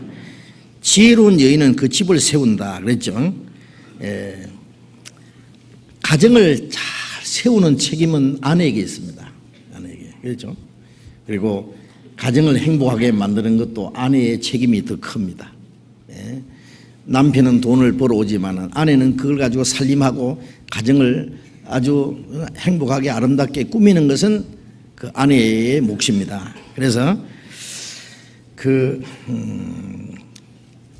아내는 지혜로운 아내가 어떤 아내일까? 그랬죠. 지혜로운 아내는 물론 품행이 단정하고 그리고 오래 참고 어려움 중에서도 인내를 가지고 그리고 슬기롭게 어려움을 잘 이겨나가고 온 가족을 편안하게 안전하게 잘 지켜나가는 그래서 집을 세우는 거예요. 자기 집을. 그런데 미련한 여인은 자기 손으로 세워질 것도 다 집을 헐어버리는 거예요. 집을 망하는 거예요. 그러니까 여자가 잘못하면 집이 망해요. 집이 잘 세워지느냐 망하느냐 그 책임이 그 가정 주부에게, 아내에게 있다고 해도 틀린 말은 아닐 겁니다. 25장, 잠언 25장 24절, 25장 24절 같이 읽읍시다. 다투는 여인과 함께 큰 집에서 사는 것보다 움막에서 혼자 사는 것이 나으니라. 참, 다투는 여인과 큰 집에서 사는 것보다 움막에서 혼자 사는 게 낫다. 오직 하면 그러겠어요. 그러니까 가정의 참 행복과 그 평안은 물질이 많은 것이 있는 것이 아니라 마음이 편해야 돼요. 그죠? 사실이잖아요. 그런데 남편과 아내가 뭔가 신경전을 벌리고 다투면은요, 뭐가 편하겠어요? 집에서 아내하고 다투고 싸우고 가면은요, 기분이 잔뜩 나빠가지고, 괜히 골목 안에 골목 옆에 잠자는 강아지를 걷어 차버린다고 그래. 강아지는 화딱지 나니까 지나가던 아주머니 뒤꿈치를 콱 물어버립니다. 이게요, 그리고 직장에 가서도 되는 일이 없어요. 가화만사성, 가정이 편안하면 모든 게 잘 되는데 가정이 불편하면은 모든 게 안 돼요. 불통해요. 그 편안하게 하는 그 책임이 특별히 아내에게 있다고 말할 수 있습니다. 다투면 안 된다. 다투면 모든 것이 다 깨어지는 거예요. 잠언 27장 또 15절을 봅시다. 15절 또 같이 읽읍시다. 다투는 부녀는 비 오는 날에 이어 떨어지는 물방울이니라. 다투는 여인은 비 오는 날에 이어 떨어지는 물방울. 얼른 이해가 안 되죠? 이스라엘 사람들의 지붕이 편편해요. 옥상에 이렇게 돼 있는데 이게 방수가 잘 안 된 집은요, 비가 많이 오면은 그게 물이 스며져 있다가 계속 방 안에, 집 안에 물이 졸졸 떨어지겠죠. 그러면 집 안에 있던 사람들이 다 집 밖에 나가버려요. 다투는 여인이 있으면요, 집에서 물이 계속 물방울이 흘러내리는 것처럼요, 집 안에 있는 사람 다 쫓아내버려요. 다 쫓아내. 그래서 정숙하지 못한 여인은 가정에 불화를 일으키고 가정 파탄을 가져옵니다. 남편이 늦게 귀가하고 늦게까지 친구들하고 술을 먹고 밤늦게 돌아오는 그 문제에 대해서요, 아내들이 좀 생각해 봐야 돼요. 그 책임이 누구한테 있는지. 그 아내에게 있는 경우가 많습니다. 아내가 남편에게 좀 아름답게 보이고 사랑스럽게 보이고 다정스럽게 보이고, 그리고 남편을 위해서 요리도 좀 맛있는 거 연구해가지고 좀 맛있는 것도 만들고 그러면 그 사랑스러운 아내 보고 싶어서, 아내가 만들어준 그 맛있는 거 먹고 싶어서 빨리 올 거 아니에요. 근데 남편이 들어오든 말든 내다보도 안 하고 막 자기는 개그맨하고 교제하면서 쳐다보도 안 하고 이제 와요? 이러면요, 무슨 재미겠어요? 집에 가려고 하겠어요. 집에서 나갈 때부터 아침에 일찍부터 깨끗하게 단장하고 여보 잘 갔다 와요 그러면서 엘리베이터 있는 집에 엘리베이터까지는 갈 수 있잖아. 가서 빠이빠이 하고 빨리 와요. 맛있는 거 준비해 놓을게요. 그러니까요, 빨리 오잖아. 꼭 늦게 오면 좋을 것 같지. 가든지 말든지. 이러면 안 됩니다. 그래서 참 남편이 일찍 집에 돌아올 수 있는 매력 있는 아내가 되도록 좀 노력했으면 좋겠다 그래요. 그런데요, 그 매력이 말이 나왔으니까 아내가 참 남편에게는 좀 매력 있게 보여야 됩니다. 그렇죠? 그래서 남편이 이제 돌아오면은 깜짝 놀래게 좀 옷도 화사하게 입고 이쁘게 해가지고 좀 상냥하게 당신을 위해서 오늘 참 맛있는 거 준비해놨다고 이렇게 하면은요, 남편이 얼마나 좋아하겠어요. 그런데 집에 있을 때는 막 처녀 때 연애할 때는 그렇게 이쁘게 보이더니 막 애 몇 낳고 나더니 뭐 헬러리 해가지고 매력도 없어지고 말이야.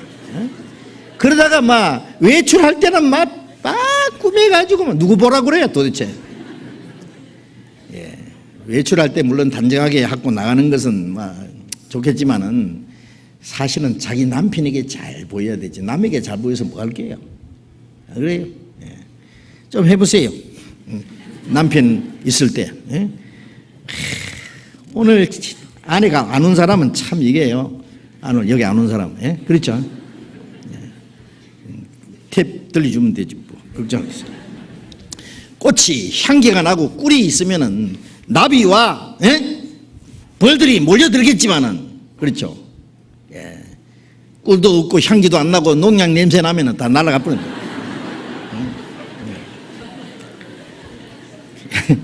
남편이 밖에서 막 시달리고 스트레스 받고 막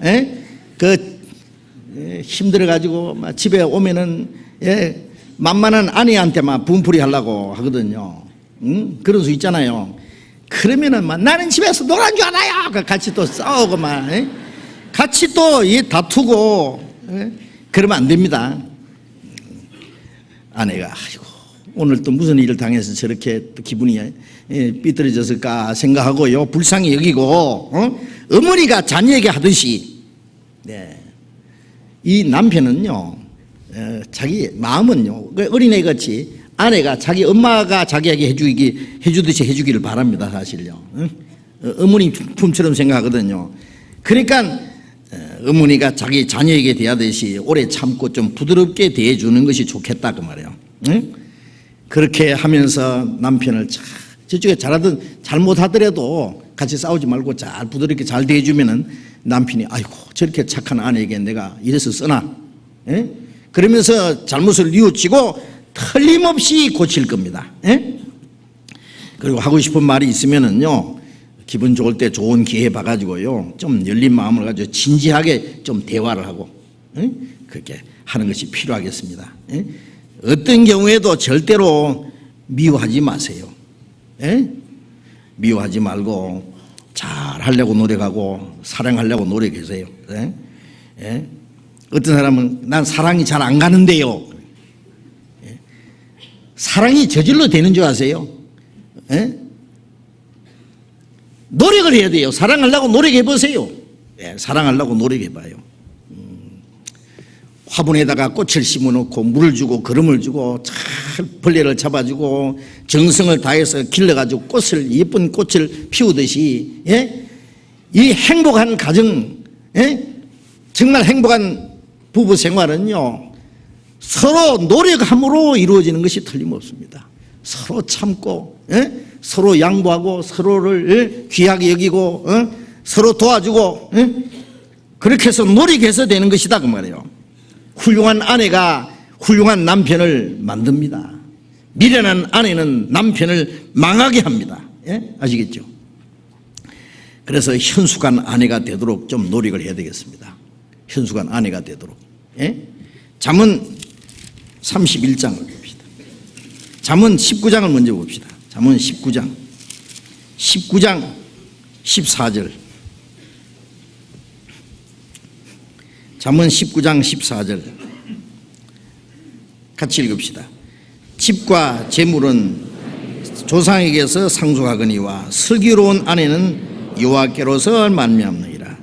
집과 재물은 조상에게서 상속하거니와 그런 그 재산은 조상에게 상속받는 일이 있지만은 슬기로운 아내는 하나님께 받아야 돼. 하나님께로 만미함느니라. 이 슬기로운 아내 슬기로운 아내를 얻는다는 것은요 하나님께 받는 고귀한 선물이고 축복입니다. 축복. 슬기로운 아내. 그리스도인 자매들은요 하나님이 주시는 슬기로운 아내가 되려고 노력해야 돼요. 누가 슬기로운 아내가 돼요? 자기가 슬기로운 아내가 되어야 돼요. 처음부터 슬기로운 아내가 따로 있겠어요? 하나님께 순종하고 신앙생활을 잘하고 단정하고 그리고 선을 베풀고 현모양처라 그러죠. 자녀들에게 참 잘하고 남편에게 잘 선을 행하고. 그럼 하나님 보시기에 얼마나 아름답겠어요. 그 사람을 하나님이 축복해 주십니다. 반드시 축복해 주십니다. 하나님 보실 때 귀합니다. 귀중히 여기실 겁니다. 그리고 남자는 슬기로운 아내를 얻는 것이 최고의 하나님의 축복이고 선물인 동시에 또 자매들은 슬기로운 아내가 되려고 노력해야 돼. 자기가 나는 아니다 하지 말고 누구든지 될 수 있어요. 하나님 앞에. 잠언 31장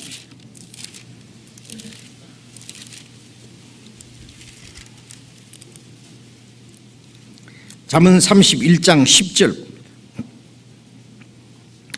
같이 읽읍시다. 누가 현숙한 여인을 찾아 얻겠느냐? 그 값은 진주보다 더하니라. 누가 현숙한 여인을 찾아 얻겠느냐? 그 값은 진주보다 더하니라. 현숙한 여인을 찾아 얻겠느냐?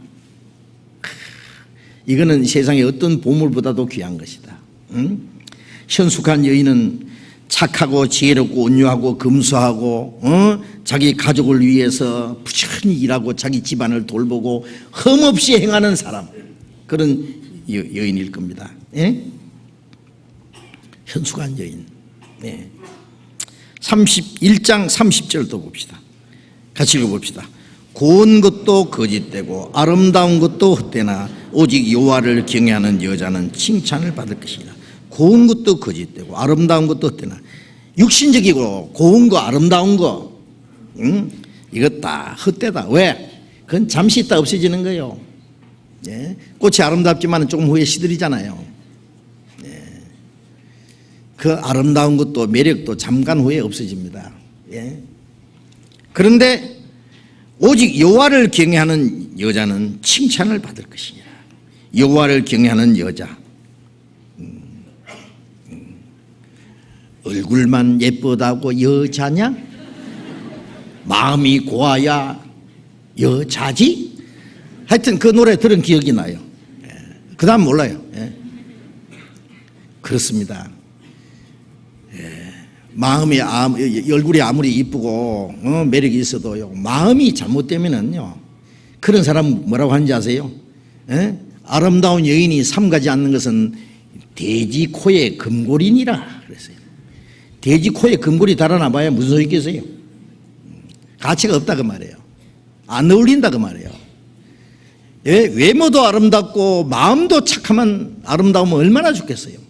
그런데 얼굴은 잘생겼는데 마음은 이거는 아니다. 이건 못 쓸 겁니다. 돼지 코에 금골이 달아놓은 건 가지다. 이 아름다운, 마음이 아름다운 여인, 참 그런 사람을 얻는다는 것은 큰 축복이겠죠. 잠언 11장 22절. 잠언 11장 22절.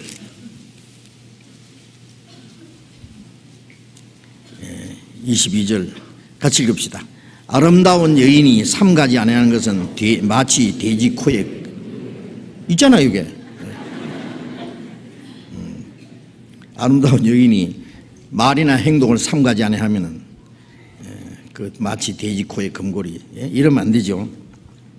그런데요, 그 아내를 구하는 사람들이요, 그 결혼 상대자를 찾는 사람들이 자꾸 이쁜 것만 찾더라고. 이쁜 거.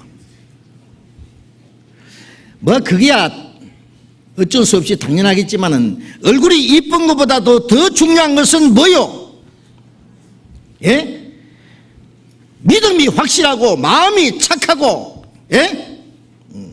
마음이 착하고 순한 여자, 그건 진짜 얼굴이 아름다운 것보다도 10배 100배 그 아름다운 겁니다. 외모는 다분히 감정적이고 오래 못 갑니다. 그거는 오래 못 가요. 마음이 착한 사람, 아름다운 여자입니다. 정말 슬기로운 여자. 디도서 잠깐 봅시다. 신약성경 와서 디도서 2장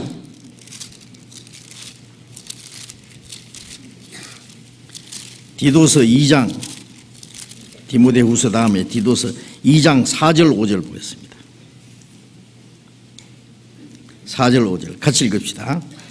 저들로 젊은 여자들을 교훈하되 그 남편과 자녀를 사랑하며 근신하며 순전하며 집안일을 하며 선하며 자기 남편에게 복종하게 하라. 이는 하나님의 말씀이 회방을 받지 않게 하려 함이니라. 젊은 여자들을 교훈하는데 남편과 자녀를 사랑하고 근신하며 순전하며 집안일을 잘하며 집안일을 하며 선하며 자기 남편에게 복종하게 하라. 이는 하나님의 말씀에 회방을 받지 않게. 왜? 아내가 잘못하면 하나님의 말씀에 회방을 받을 수도 있기 때문에 하는 말입니다. 그래서 행복한 가정은 아내가 만듭니다. 아내를 안해라고도 하죠. 안해. 집안의 해다 그 말이에요. 집안의 해. 아내가 얼굴이 밝으면 집안이 환합니다. 어머니가 얼굴이 어두우면 온 집안이 컴컴합니다. 그러니까 아내는 어떤 경우에도 얼굴을 밝게, 찡그리지 말고요, 어둡게 하지 말고 밝게, 그리고 항상 단정한 몸가짐을 가지고, 그리고 상냥한 말과 희생적인 봉사, 온 집안의 남편을 위해서, 자녀들 위해서 희생적인 봉사를 해야 되겠죠. 그래야 가정이 행복해져요. 여자는 3시가 있어야 된다 그러죠. 무슨 시? 마음씨, 솜씨, 맵씨. 그 3시가 있어야 된답니다. 이 행복한 가정을 이룬다고 하는 것은 물질적인 조건보다도 훨씬 더 중요한 것은 원만한 부부 생활. 온 가족들이 화목하게 지나면 그게 최고 행복한 겁니다. 그래서 남편을 편안하게 만들어주고 행복하게 해주려고 노력을 해보세요. 그러면은 틀림없이 아내도 자기도 행복하게 됩니다. 틀림없어요. 남편은 아내는 남편의 육신적이고 정신적인 보호자가 돼야 돼요. 보호자. 남편이 어려울 때 용기를 줄 수 있도록, 남편이 약할 때에 위로하고, 하나님을 의지하는 믿음을 갖도록 격려해주고, 남편을 위해서 더 많이 기도해 줘야 됩니다. 아세요? 그렇게 해줘야 돼요. 그래서 성경에 나타난 훌륭한 아내들처럼, 모세 있잖아요. 그 위대한 선지자 모세의 아내 시보라가 믿음이 훌륭한 사람입니다. 잠깐 나타나죠. 그 시보라, 남편이 잘못할 때 남편을 가볍게 충고하는 말도 해주고, 남편의 신앙을 도와주어서 남편이 그 하나님의 일을 하는데 부족함이 없도록 도와주고, 아브라함의 아내 사라는 아까 말씀드린 대로 아브라함을 주라고 칭하면서 남편에게 복종하고, 그래서 남편이 주님 하나님을 섬기는 데 도와주고, 신약 시대에 와서는 그 아굴라의 아내 브리스가 바울을 위해서 자기 목이라도 내는 사람, 평신도지만은요, 브리스가 아굴라 이 두 부부는 바울을 위해서 목을 내놓고 평생 복음을 위해서 같이 참여한 사람입니다. 그래서 바울이 동력자라 그랬잖아요. 브리스가 아굴라는 나를 위해서 자기 목이라도 내놨다. 로마서 16장에 나오죠. 훌륭한 아내입니다. 그런데 아굴라도 훌륭하지만은 그 아내 브리스가는 더 훌륭합니다. 그리고 교회사의 그 마틴 루터의 아내, 이름은 잘 모르겠는데, 마틴 루터는 신부로 있다가 거듭난 사람이죠. 또 그 아내는, 루터의 아내는요, 수녀로 있다가 구원을 받았대요. 그런데 루터가 그 로마 가톨릭을 향해서 대항하고 싸울 때요, 막 벌떼처럼 막 마귀들이 때가 막 덤비니까요, 루터가 싸우다가 나중에 지쳐서요 그냥 알아 누웠었대요. 어느 날 아침에요, 루터가 보니까 아내가 하얀 소볼 입고, 사람 죽으면 입는 옷이래요. 하얀 소볼 입고 나오거든요. 루트가 깜짝 놀라서 여보 누가 죽었냐고. 예, 아버지가 돌아가셨어요. 뭐야? 어느 아버지가 돌아가셨는데? 하나님 아버지가 돌아가셨어요. 무슨 그런 망령된 말을 하느냐 그러니까 당신 꼴보니 하나님 아버지 돌아가셨습니다. 예. 하나님 아버지가 안 돌아갔으면 당신이 왜 그렇게 실망했느냐고. 하나님 살아계신데. 예. 마틴 루터가 뻘떡 일어났답니다. 그렇다. 하나님이 살아계셔서 날 도와주는데 내가 뭘 실망을 하고 낭망해서 누워있느냐. 루터가 극도로 피곤하고 약해져 있을 때 그 루터의 아내가 그에게 힘과 용기를 불러준 거예요. 예. 그런 남편이 주를 위해서 사는데 도와주는 역할을 하는 사람이 아내의 역할이 큽니다. 그래서 남편이 건강하고 행복해야, 편안해야 아내도 행복하게 됩니다.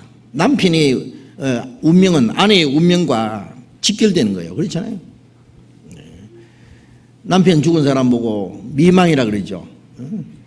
조금 망한 사람이에요. 조금 망한. 그래서 남편 살아계실 때 남편에게 잘하세요.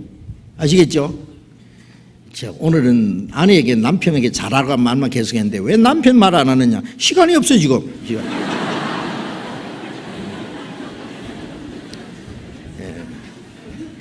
다음에 제가 말씀드리죠. 벼라 놨다가 이제 다음에 기대하십시오. 이제 남편에게 할 말이 많아요. 자, 어쨌든 아내의 역할이 아주 중요합니다. 그렇죠? 오늘 다시는 다 얘기하려고 했는데 얘기하다 보니까 항상 얘기하다 보면 이렇게 시간이 모자래. 그래서 이 정상적인 그리스도인의 생활, 훌륭한 아내, 훌륭한 남편, 그리스도인으로서 정상적인 가정 생활을 할 때에요, 하나님께 영광이 되고 하나님이 기뻐하십니다. 하나님이 기뻐하세요.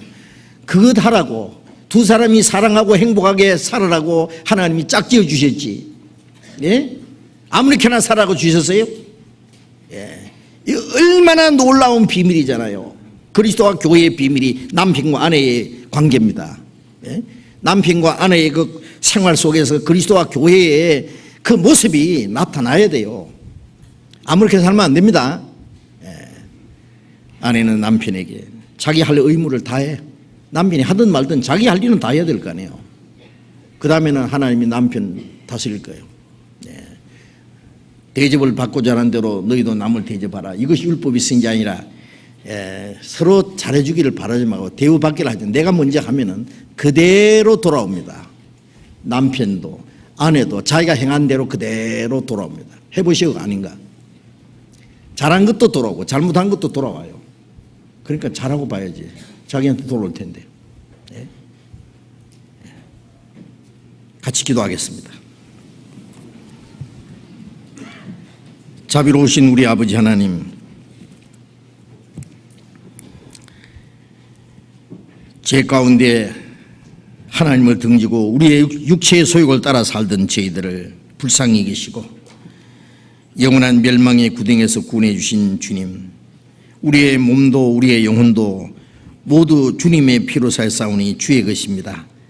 우리의 남은 생에 오직 하나님의 뜻과 영광을 위해서 살 수 있도록 인도해 주시옵소서. 우리 가정들 주님이 지켜주시옵소서.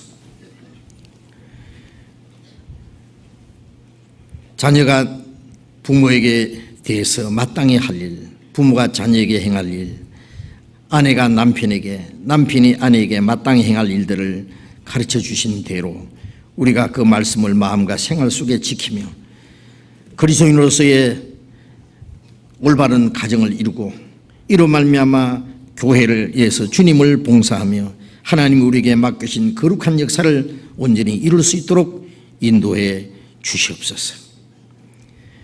우리가 남은 생에 주님의 교회와 복음을 위해서 하나님의 영광을 하고자 계획하는 모든 것 주님 뜻 가운데 이루어지시고 주님이 우리 가운데 두루 행하심으로써 하나님이 원하시는 큰 역사가 이루어지도록 이 일을 위해서 우리 모두 주님 몸된 교회 지체로서 귀하게 사용해 주시옵소서.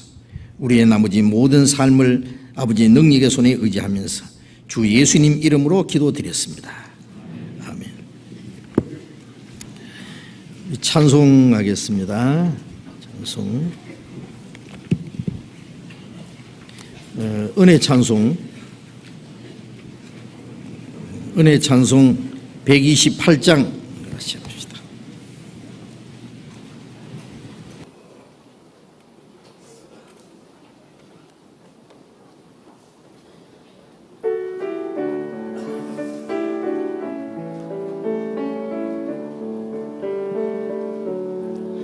사랑은 언제나 오래 참고 사랑은 언제나 온유하며 사랑은 시기하지 않으며 사랑도 교만도 아니하며 사랑은 물에 이행치 않고 자기의 유익을 고치 않고 사랑은 성내지 아니하며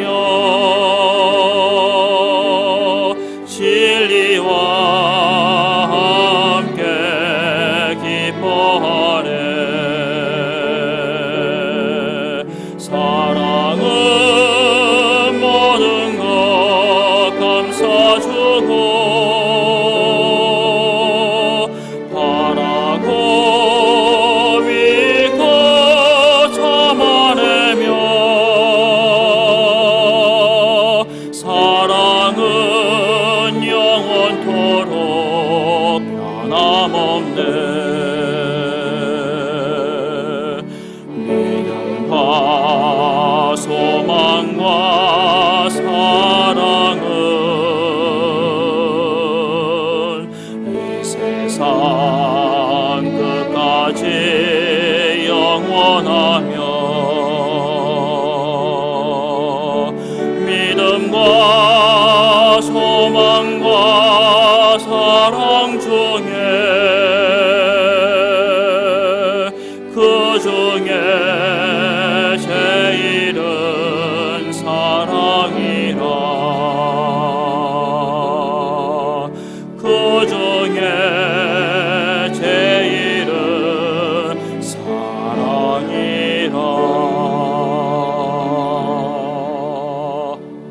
예, 집사님 광고해 주시겠습니다.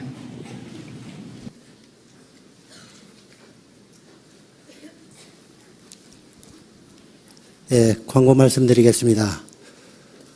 오늘로 계획이 돼 있던 봉사위원 교구장 연석회의는 사정이 있어서 다음 주로 연기가 됐습니다. 착오 없으시기 바랍니다. 주보를 교회 소식지 보셔서 아시겠습니다마는 이번 주 수요일부터 목사님께서 러시아, 우크라이나 전도 여행을 떠나십니다. 먼 길 잘 다녀오시고 또 이번 집회를 통해서 많은 사람들이 복음을 전해 들을 수 있도록 함께 기도해 주시길 부탁을 드리겠습니다. 식당에 배식을, 시차 배식을 할 계획을 하고 있습니다. 젊은 형제 자매님들께서는 한 20-30분만 늦게 식당에 가서 배식을 받으셨으면 하는 바람입니다. 그렇게 해 주시길 부탁을 드리겠습니다. 그리고 6월 대전도 집회가 불과 3주 앞으로 다가왔습니다. 요즘이 연중에 활동하기 가장 좋은 계절이라고 합니다. 좋은 계절을 맞아 주변 사람들에게 많은 복음을 전할 수 있도록 미리미리 계획하시고 준비하시고 기도 많이 해주시기 바라겠습니다. 오늘 나눠드린 이 팜플렛 전도에 활용하시고 각 교구장님들께서는 기도 부탁 명단을 속히 교회에 제출해 주시기 부탁을 드리겠습니다. 광고 마치겠습니다. 예, 잠깐만요. 예, 감사합니다. 저게 6월 9일부터 우리 대전도 집회 1년에 3차례 하는 대집회 중에 하나입니다. 이번에 총동원해야 되겠어요. 그래서 계획을 미리 세워주시기 바랍니다. 전도하실 분들 위해서 기도하시고요. 준비해서 이번에 많은 사람을 구원받도록 도와주시기 바랍니다.